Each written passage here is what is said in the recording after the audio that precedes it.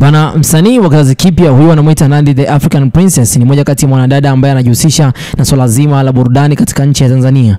Basi mwanamke huyu katika siku ya leo ameweza kuposti katika ukurasa wake wa Instagram kwamba amesaini dili la dola za Kimarekani 400,000 ambazo ni sawa na pesa za Tanzania bilioni 1. Sasa basi kitu ambacho kimewashtua watu wengi ni kwamba hajamuonyesha kabisa mtu aliyesaini naye deal, na ameweza kuwashtua watu wengi sana katika mitandao ya kijamii.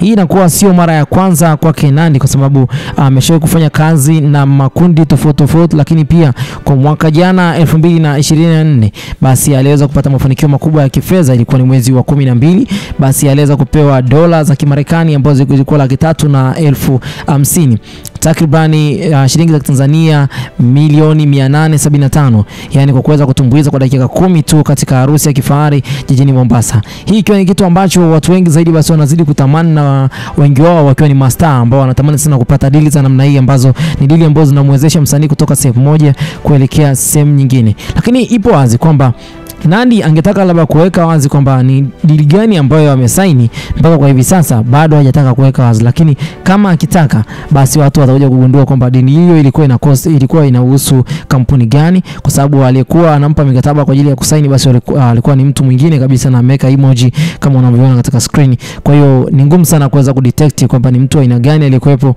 anamsainisha Nandy the African Princess mkataba huu, au unaweza kusonga badili hilo, na dili ambalo linaonekana kwamba ni kweli kwamba dili ameweza kulikamata mkononi mwake, na ni moja kati ya msanii ambaye alipambana katika kipindi cha nyuma, na kwa sasa basi anakula matunda yake kama kawaida. Basi mimi nafikiri kwamba sitakuwa na la ziada kwa muda huu. Hii ni Harmonize News, bye bye for now.